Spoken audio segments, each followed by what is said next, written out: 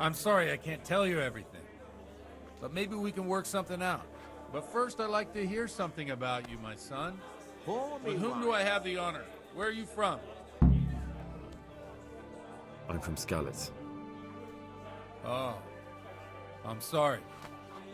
What about your kin? They're dead. Oh, I'm sorry to hear that.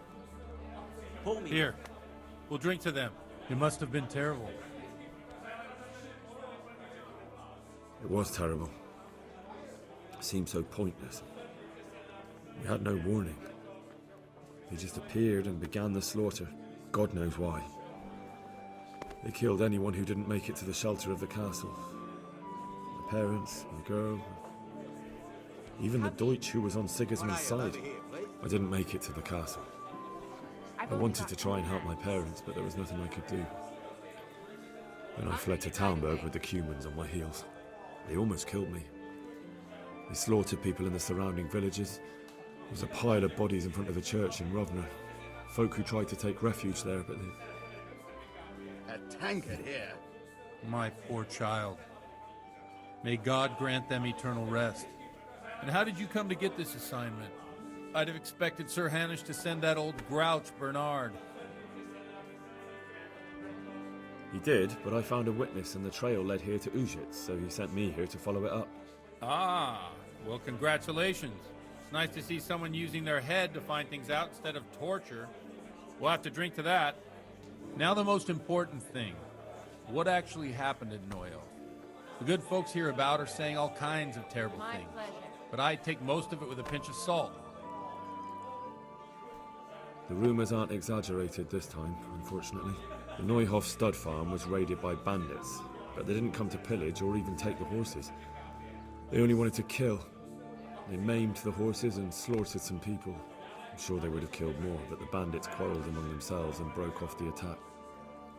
And judging by what's left of our Lubosh, they're still settling accounts. I see it's every bit as bad as people claimed. Dreadful. Well then, here's to those poor souls who had to die so pointlessly and so terribly. I've told you all about me. Now it's your turn, Father. You don't look much like our parish priest at home. I noticed you're pretty handy with a sword. I wouldn't expect that of a man of the cloth. You know what they say. The Lord moves in mysterious ways. But this is a bit more mysterious than others. Let's just say I haven't always been a priest. Fate led me to places where affairs were settled by force. These days, of course, it's just a bit of exercise to keep me in shape. Well, we've had an agreeable chat, but now let's get down to business. So, about this confessional seal. Do you really want more innocent people to die? Henry, that's not how it works. There are matters in which you can't make exceptions because if you do it once, you'll forever be tempted to do it again. If people stop believing in the church because their confessional secrets are betrayed, they won't trust anyone, and that's worse than even the most hideous crime.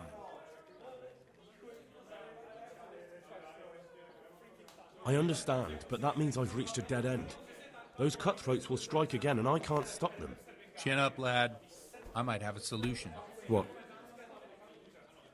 If I tell you what Lubosh told me, I'd be betraying the confessional secret. But first thing tomorrow, I'll try something I think might help you. Word of honor? On my soul. I always wondered about the things the priest tells his congregation. Where on earth do you get the ideas for your sermons? Well, Ujits isn't Prague. It's not enough to instruct people. They have to be entertained, too. If I only read from the Bible, I'd soon be preaching to an empty church. Our priest wasn't exactly a bard. So what do you preach to your flock about? It has to be something topical. Condemning vices. And, of course, describing them in detail. The tongue-lashing about the two popes goes down well these days. And stories from real life, with a nice moral to them, are popular as well. Especially if they're about fornication and similar scandalous vices. Can you give me an example? Well, recently a priest by the name of Jan Hus started preaching in Prague, in the Czech language, and the people liked it. I hear he always has a full house. A journeyman who heard him told me what Hus is preaching, and I like the sound of it. I'm thinking about putting it in my own repertoire.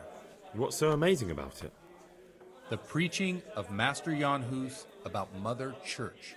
The lamentable wealth in which the Church is drowning has turned to poison, and nearly the whole of Christendom is contaminated.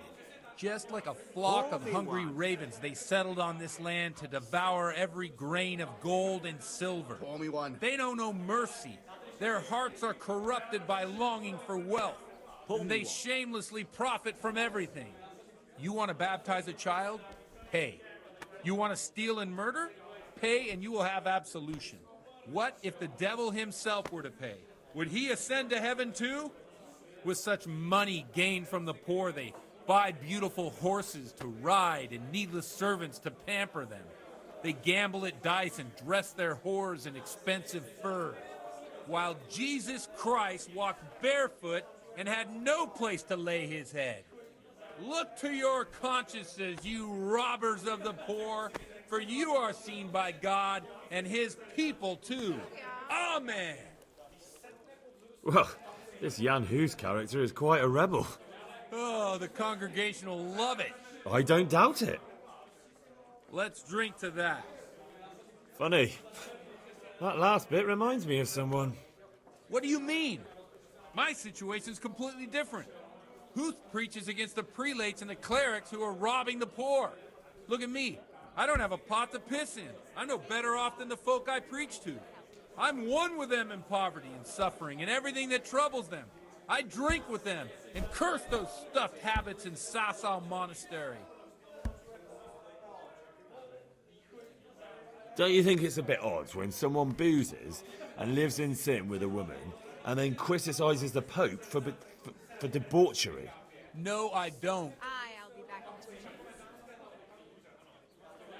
What do you think of this Jan Hus? He's certainly a wise man. A little overzealous for my taste.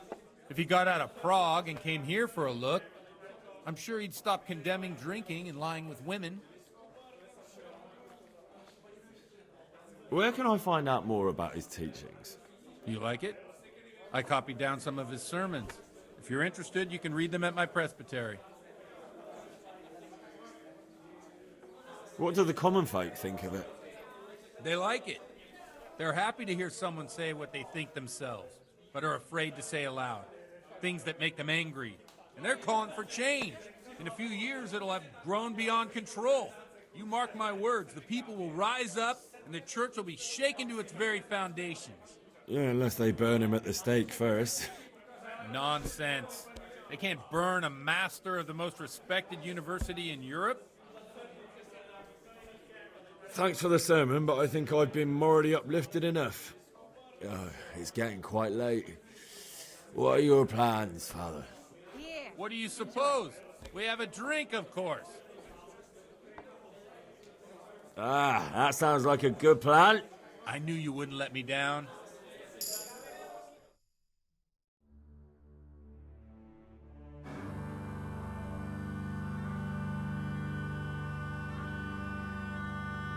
Przyszła bida mora lat, to nie ustoi żadnej chlap. Na kraj panuje swej smutek, do dnielo i rano utek, niech ich małżeński majstrat, do wczorajszym staje krak. Už sejmoj svatý muži, nechtěl bych bejbě i kůži. Nám je to jedno a tak si dáme jedno a požadem si umí jako poslední jen. Půjďme se mámy a do rána slávy a tak vypal sudy a posaď se mi sem. Tak posaď se sem a vypal je ven. Ukaž kozy jako vozy, zítra jen tu jsou nejden. Tak nalej mi hned, ať točí se svět. Enough of this! Bailiff! Come on over here, sit down and have a drink with us. Don't vex me again, Father.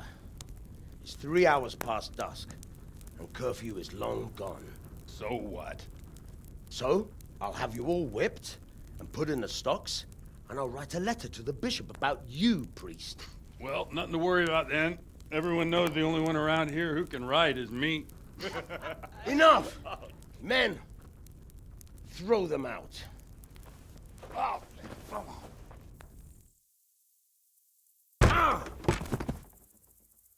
Oh. You looking for a fight? Henry, back me up.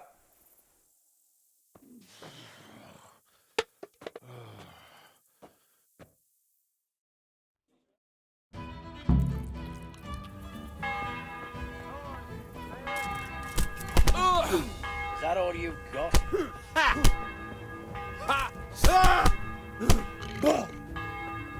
Shit!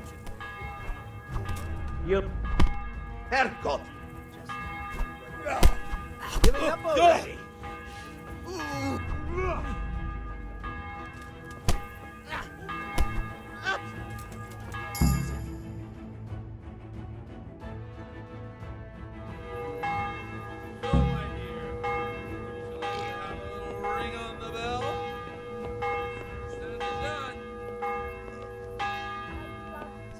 And Henry too, I'm sure. Right, Henry. Stop that nonsense, Godwin. Are you out of your mind? What will people say? They can say what they like. What do I care?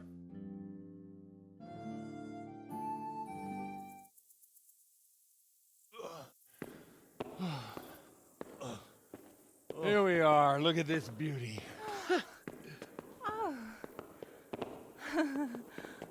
We can't do this, can we? Who says? Get ringing, wench.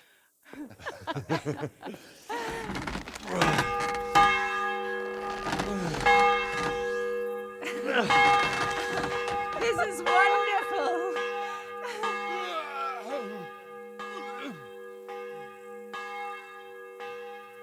Ah, bloody oath.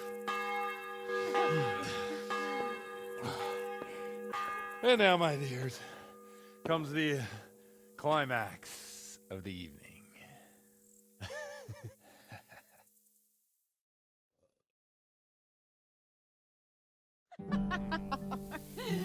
Godwin, you old goat. Come here.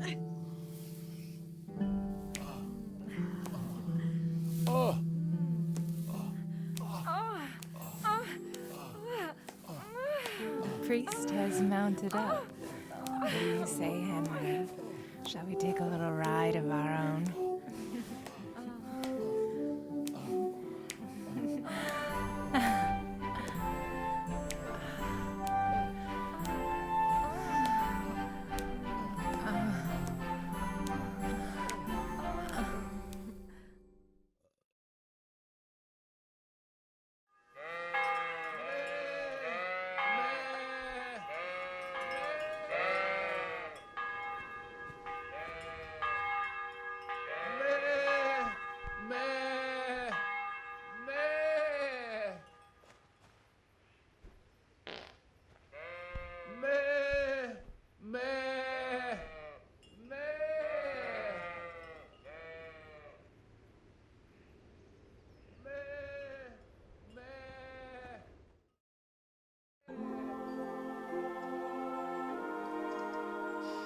Well, I have to say that was a fine evening.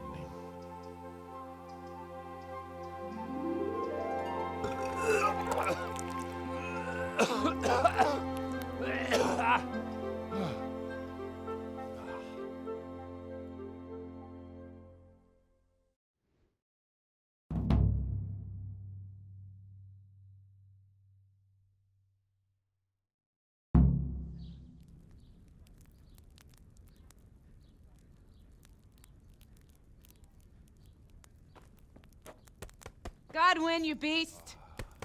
Get up. Do you hear me? Wake up, you drunkards. Oh, fucking hell. Where the... Oh, what the... Oh, who the hell are you? Oh, Henry. My great friend, Henry. Didn't we have a wonderful time? Well, you certainly did, you old lecher. Now you better pull yourself together quick. You haven't much time. There's some water and something to eat on the table there, but if I were you, I would move my hairy arse before my flock eats me alive. sip on in my head. My guts. My poor suffering stomach. What was that woman on about? Before my flock eats me alive. I've forgotten something. What have I forgotten? Where the fuck am I? What the fuck was it? Mass! Oh shit, I have to say mass. I gotta say mass. You have to help me. How? You're the priest. I can't do it in this state. Maybe the liturgy. But I have to give a sermon as well. Oh, this is a disaster. They're gonna excommunicate me. I'd like to help you, but... You can. You can do the sermon for me. What? So, first I investigate a murder no one wants investigated. Then I drunkenly keep the whole town up all night. And now you want me to preach at them from the pulpit? Do you want them to burn us at the stake? No. No, I've got it. Suppose that Sir Ratzig's protege.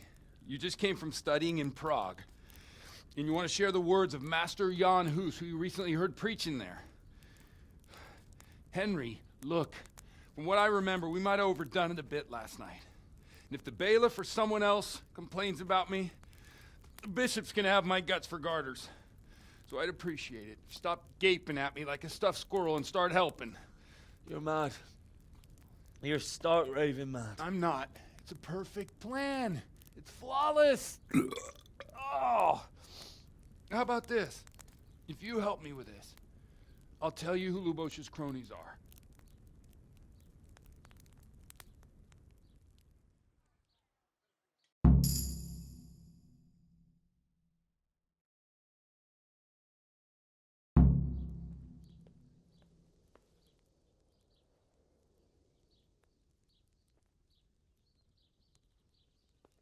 So all at once the confessional seal isn't so sacred? Don't mock me. I won't give you a second chance. We'll never get away with it. Not if you make a hash of it. Well, all right. But I can't make any promises about what'll happen. No, neither can I. What do you want me to do exactly? I'll go and start the liturgy. Then I'll introduce you. You give the sermon I told you yesterday in the tavern, and that's that. No need to drag it out. If it turns out well, I'll tell you what I know about Lubosh. Christ almighty. Fine then. We have a deal. Wonderful. Let's get to it then.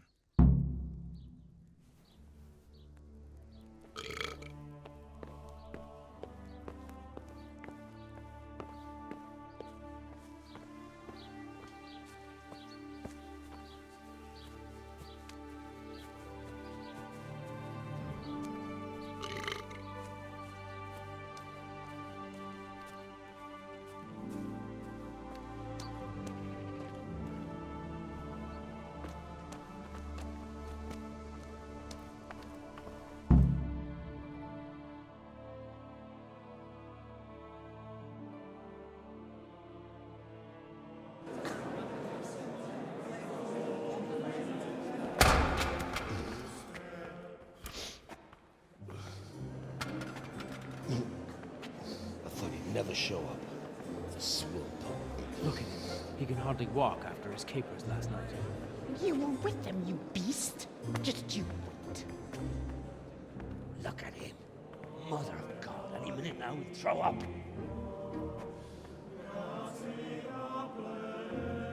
Yes, I couldn't sleep a wink last night with all that clamor. In nomine Patris, et Filii, et Spiritus Sancti. Amen. Accepit panem in sanctas at venerabiles a manus suas.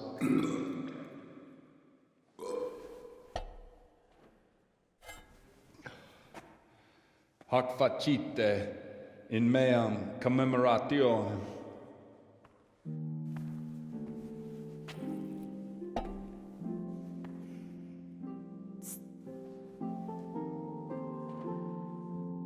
Brothers and sisters, you may have had the honor of meeting Henry from Skalitz, who is here at the behest of Sir Hanush to investigate that heinous crime at Neuhof. You might not know that Henry recently visited Prague, where, by the grace of God, was able to hear Master Jan Hus from the esteemed Charles University preaching. I've managed to persuade Henry to stand here today in my stead and tell us what he heard. Because, as you all probably know, Jan Hus is a very popular preacher in Prague. So, Henry, you may begin. Now I'm curious which one of them will puke first.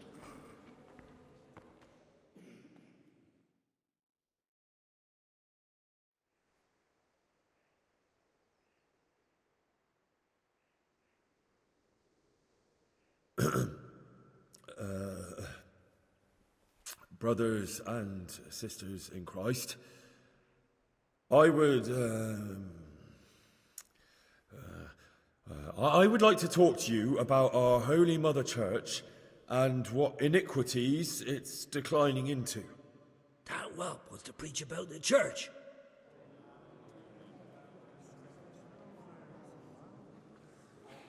One should not believe in the church, because the church is not God. God is above all things, and the church is but a means to salvation, which the prelates do not care to hear. He's right. It is the corruption of God's pastors here on earth that has brought misfortune on our heads. Plague, cumens, hunger, and chaos. The accursed wealth that the church is drowning in is poisoning almost the whole of Christendom. When dogs are fighting over a bone, take the bone and they will stop. Just like the flock of ravens that has descended on this land to peck up every speck of gold and silver. They show no mercy. Their hearts are poisoned by covetousness. They trade everything. Everything is for sale. You want to baptize a child? Pay. You want to steal and murder? Pay and you will have absolution. And the prelates sin and give themselves absolution. For shame! Shame upon them! And what sins? They live with harlots and keep concubines, even though only marital intercourse for the purpose of procreation is pure. If someone takes a woman or man only to satisfy their own lust, who seduces them to do so but Satan? And how much darker the sin if that man is a servant of the church? Who can turn his face to God, who fornicates and then puts on priestly robes? Nothing we don't know about already.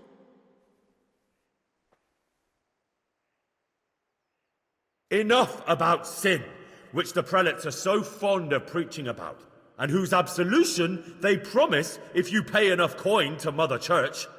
What if the devil himself were to pay? Will the bishops tell us he too would ascend to heaven? And what about those bishops? They sin without remorse, and with the money grasped from the poor for indulgences, they keep fine horses and hordes of servants to pamper them. They play dice and garb their mistresses in expensive furs, while Christ, the Lamb of God, walked barefoot and had nowhere to lay his head. Look to your consciences, you robbers of the poor, for you are seen by God and his people too. Down with the prelates. Away with them. We're fortunate to have our good Father Godwin. At least he's a fair and simple man.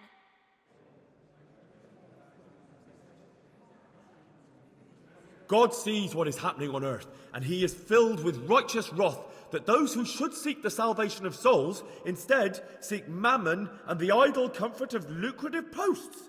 Blessed are the shepherds who share the poverty of their flock, who are as one with you and bear with you the burden of this earthly pilgrimage, who do not condemn your venial sins. Aye, all honor to Godwin. Let him drink like one of us. That is all I heard in Prague. Amen.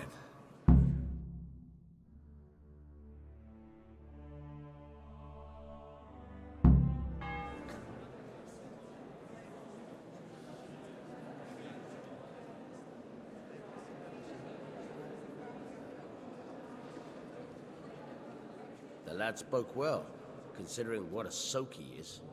He's right, Dalivus. The young man shouldn't drink so much, but the Lord's given him a I'm silver glad he tongue. came here. I don't suppose I'll ever get to Prague, and he told it nicely.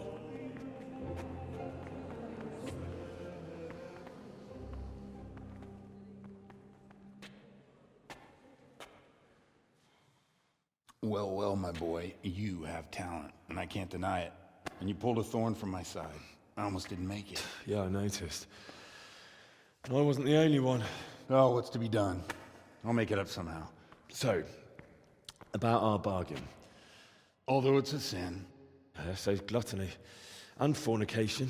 God does forgive a penitent. So, what did Limpy Lubosh tell you? Was he at Neuhof that day? Who was with him? And where are they now? Now, slow down. I'm sorry, but he didn't tell me that much. Don't let me down after all I've been through. For you... Well, now Lubosh came to me shortly after it happened.